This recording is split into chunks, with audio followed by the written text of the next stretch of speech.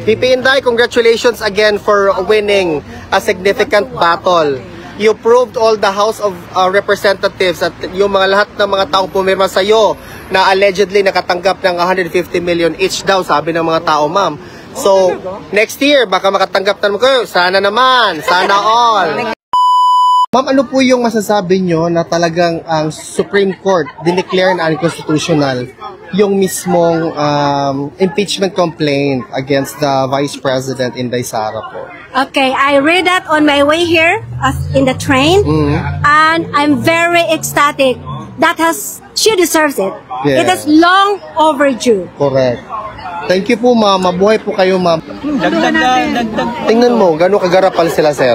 Nag-decide ang Supreme Court na, o sige, unconstitutional lang ang articles of impeachment. Ang reaction ni Senator Bam, hindi, dapat ituloy talaga yung... Paano ko? Supreme Court na kaya nagsabi. May reaction pa ni Soto. Ay, mas lalo na si Trillanes. O, tanyan mo si Trillanes din nagsabi. Huwag na natin siya pag-usapan kasi irrelevant naman siya, sir. Wala naman, hindi naman siya senador. Hindi nga nanalo sa mayor. Hindi nanalo sa Caloocan. Kaya nga, paano manalo, sir? Nakita na nasa buong mundo. Nagtaka pa kami. Taga-Caloocan pala yun. Wala nga kami na pala nung senador siya. Oo. Wala na pala yung taga-Caloocan. Nung nagtago-tago yun, di ba? Makulong. Sige, makulong. Magpalitson talaga ako dyan sa inyo. Hindi man nakulong. Kaya nga eh. Palitsin daw sa Bohol. Naiinis ako talaga. Kaya ngayon, lahat ng anggulo, left, right, back, forward, tinira nila mga Duterte lahat. Hindi lang kay PRRD. Kahit lahat. Mga anak, mga ano, lahat. Kasi feeling nila, ito ang magiging sagabal nila. Ito, 2028, dapat manipilahin na natin to kasi yung mga black vote, wala na yan. Bigla na lang na number 2 yung mga walang ano sa... Pero andyan ang Comelec eh. Yun ang isang problema natin ng Comelec. Pero I think, sir, they can only do so much. Duterte, won ng 2016. Masyadong malayo yung agwat. Na magsubra ang tao kumpara sa... Hindi kayang manipilihin. Hindi ka ng doktorin. Dapat talaga, ano talaga, landslide. Ito mo yung nangyari ngayon. Oo, makikita na nila ngayon ang nangyayari. Pangilinan, pati Bam. Kasi mga 2 million lang ang difference ng mga kayang-kayang... Gulat nga ako, pumasok. Kaya ano pa, nasa top 5 pa. Ano sabi ni Kiko? Dagat. Ito ang dagat. Ano ba naman mo? Correct. Ganun ang yun ang isang problema natin yung Comelec. Pero sir, pag ang tao, sino bang malakas na kalaban ni VP? Atong anuhin, sino ba? Wala talaga. Kahit hindi nga mangampanya si Sara, yan Kung si VP nakakuha ng 32 million, hindi Vice President pa siya. Siguro pag tumakbo na siya presidente, mga 50 yan. Grabe na. Mali mga nangyayari ngayon. Si ano naman talaga din, si Romualdez talaga ang pinakaano. Kasi ang majority ng Filipinos, tahimik lang. Correct. Yan ang hindi nila narito. Tahimik lang. Kaya natatawa ako ng Magbabaliktaran na naman yan. Sigurado Correct. pagka... Tingnan mo sir, 2026, December. Tingnan mo, meron na nga nagsabi, hindi naman talaga, I'm not against PRRD. Ganon. Adjong. Congressman Adjong yan eh. Tingnan mo. I am not against PRRD, but the policies, klaro na kasi sa TV-TV ko ang... Bot niyo. Hindi na uubra yung mga Wag na kasi ang Pilipino ngayon, ang hinahanap na natin, kasi na-experience natin kay PRRD, yung aksyon. Totoo yun. Bawal yung bulaklak, yung bula yung bibig. Sabi ko nga, kung sitong 2020, magparehistro na ako. Mag-ano na, start kayo next year. Oo, magparehistro na talaga ako. Pag once mag-decide na si VP Inday, I hope mag-decide siya. Pero decided na naman na siya. Hindi pa, ma'am. Ang sabi niya, last quarter of 2026. Ginagamit niya yung style ni tatay na sulong Ipit-ipit. Ayun. Pero actually, para sa akin, wala na talaga siyang wala na siyang option. Hindi, ma'am. Ang problema kasi sa ICC, ma'am, talaga pag once nakapasok ka na dyan, once na nasa custody ka na niya, ma'am, hindi na pakakawalan. talagang dapat dadaan ka sa proseso nila. Wala ka talaga, ma'am. Kahit magluhod ka pa dyan ng 100 days. Totoo. Kaya nasa mas matanda na, di ba? Hindi na masyado. Kaya umalis ang US sa Totoo. ICC. Kawatan ng Totoo yan. presidente, kawatan tayong lahat. Kaya galit sila kay PRRD. Oo, kasi napunta. Kasi si PRRD talaga, parang sa panahon niya, nagutom ang mga buhaya. Totoo yan. Kasi ang sa kanya, trabaho-trabaho para sa tao, para sa bayan. Wala masyadong Kasi gastos. nagasaan niya lahat ng Elite at mga oligarch. Yan talaga siya. Talaga, yun yung, kaya nga ang tsuri ko dito, kumbaga, nung Sasagasaan niya, na si, trabaho eh. Oh, yung mga nasagasaan dyan. Yung mga $1 billion. oligarchs. Chip in tayo. Usapin natin Di ba? to. Yan ang totoo yan, sir. Kung nagsabi niya, siya lang na presidente nagsabi, ay, hindi ka pala nagbayad. 10 days lang, bayaran mo to or ano. Oh, bayad. Oh. Ultimatum, di ba? Tapos yung, ano ba yan, tobacco. Oh, bayad ka din. Tubig, Sa airline, internet, sa airlines, wala. Grabe, sir. Bulyutan ba yun? Mga walang hilang, ma'am.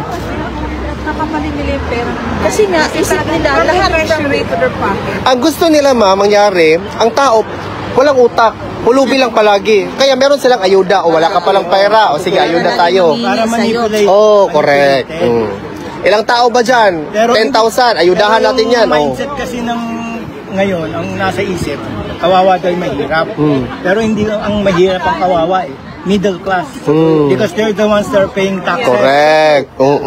Ang sarap ng buhay naman maging mahirap. Sarap Dahil ng buhay. naghihintay ka na lang ng Tanggap-tanggap lang. Pero pagdating ng kampanya, ng eleksyon, sa kanila kukunin. Sampalin pa nila lang pera. Oh, 10,000 ka.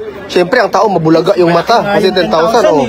Maabot sa kanila, mga 2,000 na lang dahil lang... Kasi may cut-off pa. Ako, meron talaga, sir. Alam ko talaga may Ganun ang 10,000. style sa atin. Hindi, maswerte kung nakukuha nila yung 10,000. Minsan, 10,000 ang budget, kinuha ng leader, 9,000. Assistant leader, 8,000. Ganun yun. Oo, yun ma yun. Pagdating sa'yo, barya na. Pagdating sa'yo, 500 na lang. Oh. Ano ba mabili mo? Edi inom ka na lang. Kaya nga Di ba, ma'am? Dahil daanan mo na lang sa palasin. Oo, inom ka na lang ng ano. Kalibutan mo. Tapos nga may ano si Recto. Sinasabi na 20%. My God. sa bank or Oo. savings. Oo. Time deposit. Para lang daw sa mga may mayayaman. Correct. Eh dapat sinabi niya, okay, time deposit worth, may 10 million above. Correct. Di ba? Kung may savings ka, dapat 10 million above yun. Bayad ka. Yun. Kasi yung middle class, yung mga normal na tao, syempre nag-save din ng mga 100,000. Kunan mo pa. Yung pera na yun, tax na yun. Tax mo pa ulit. Wala tayong laban talaga, ma'am, pag-arapan. Naghahanap talaga sila kung saan sila mga Kaya ngayon, ma'am, galit yan sila sa Supreme Court kasi congratulations, VP Inday. Oo na. Tingnan mo, naano sila lahat, unconstitutional lahat. O syempre, sinabi nila, allegedly, yung mga nagpirma daw ng mga congressman, may tag 150 million kada isa. So ano mangyari ngayon? Ang daming pera. Kasi next year, another impeachment, pirma na naman. Oh, another pera na naman. Kaya mangungulekta na naman sila sa buwis. Kaya, kinuha nilang PhilHealth, transfer. Ubus na yun. Oh, ubos na yun. Siyempre, nawala na yun. Wala na yun. Oh. Kaya nga ito na naman, yung mga time deposit. Saan na naman sila kukuha? Kawawa talagang Pilipinas. Wala, kawawa talaga tayo pag hindi tayo mag-change ng ating mindset na nabibili lang tayo ng pera, 20,000, 10,000, what not. Mag-suffer tayo ng 6 years. Tingnan mo, 3 years. Anong nangyari ba? Kaya, di ba? Puro tayo. Utang, baligya ang gold. Utang na naman, baligya ng gold reserves. Utang na naman, loan na naman ng trilyones. Ang O mga bansa, ganyan. nag-i-imbak sila ng mga gold. Tayo, nagbebenta? bebenta. Buti kung mayroong napatunguhan ba? Mm. Wala. Kita mo nga yun sa Yung kalsadang, Malampaya correct, ma'am. Ba tayo doon sa Malampaya? Fund? Oh, yan pa. Ever since, wala. Ano bang nakita natin na ano? Ngayon, sir, Decades na existing yun. naghahanap na sila ngayon ng pwede ma-blame. Nalaman ko, puro mga foreigner pala nagpapatakbo nun. Oh. Hindi Pilipino. Eh di lugi tayo. Naghahanap pa sila. Malaysia pala ang nag-ano. Correct. Naghahanap pa sila ngayon ng pwede ma-blame. Kasi baha daw sa Maynila, biliname na naman ang Dolomite Beach ni PRRD. Di ko talaga mag-gets. Naghahanap lang talaga sila ng ano. Sobrang ano talaga. Happy na sila. Sa kanila lahat. Ang importante sa kanila, sir, meron silang pera. Kasi maka-afford sila na bumili ng passport sa Malta. Nung nalaman na may passport pala sa Malta, bigla na lang nawala ang passport. Si Defense Secretary. Oh. Wala na. Yung mga normal na tao, Karamihan niya siguro abroad, Europe. Ano naman yung mga normal na tao, hindi maka-afford ng bahay sa ibang lugar. Sorry. Sorry na lang. Ano na lang, bawi-bawi na lang sa next life. Grabe, no? Kaya nila tinaasan yan. Yung deposit, 20%. Para meron sila kukuhanin. Correct. Para Kasi yung sa September, sir, yan yung 2021, di ba? September 23. yung ano, yung trial. Yung confirmation. Pero merong events sa 2021, meron din sa 22, 23, 24. So, yung 23 sir, yan yung araw talaga, hindi trial pa yun sir. Kung malaman natin kung confirm ba, may sufficient probable cause ba to go to trial. Kaya nga sana before September, madesisyonan na ng korte ng ICC mismo, pre-trial chamber 1, kung i-dismiss ba based on jurisdiction. Kasi yesterday, nag-file yung defense team ni PRRD na dapat i-defer muna yung decision sa jurisdictional challenge. Kasi gusto nila, dapat mag-decision muna sila sa urgent interim release pagkatapos yung jurisdictional challenge. Kasi mag-connected yung pieces of evidence na kulang na hindi binigay ng prosecutor. So, kaya dapat ibigay na ng prosecutor kasi sa August 4, meron talaga. Meron. Wala Kasi naman eh. may delay sir 1 month yung delay ng evidence hindi binigay. Wala naman. Kaya ang nangyari sa defense, nag-file sila ng motion, pag sabi ng prosecutor, ganito yung argumento namin, paano kami makasagot niyan? Hindi mo nyo binigay sa amin na meron palang ganitong ebidensya. So, ang sinabi na ngayon ng defense, dapat bigyan nyo kami ng sapat na pagkakataon na ipresenta pa yung additional evidences. Kasi nga, it would be unfair for the president na hindi siya ma-defend properly under the due process. Oo.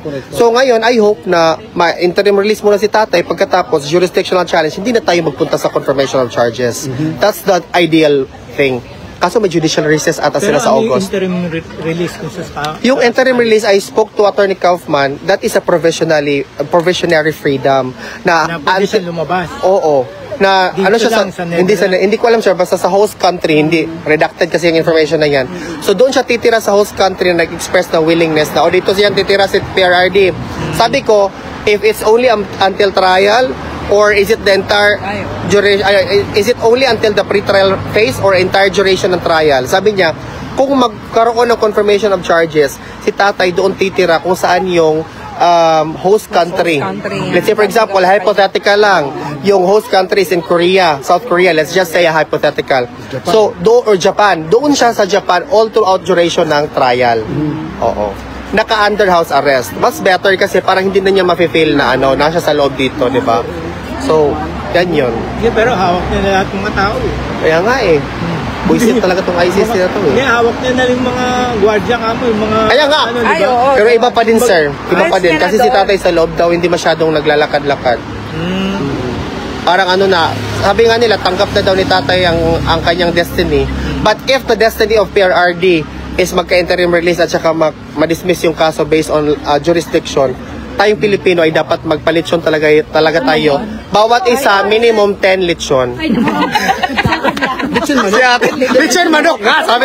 Sabi natin, huwag na ba yun? Litsyon manok pala dapat. Litsyon manok dati, opo. Alam mo, kasi kahit Ako lang ang malifeld niyan. yung feeling na wala ka sa dito. Correct. Nasa bahay ka lang ba, house arrest?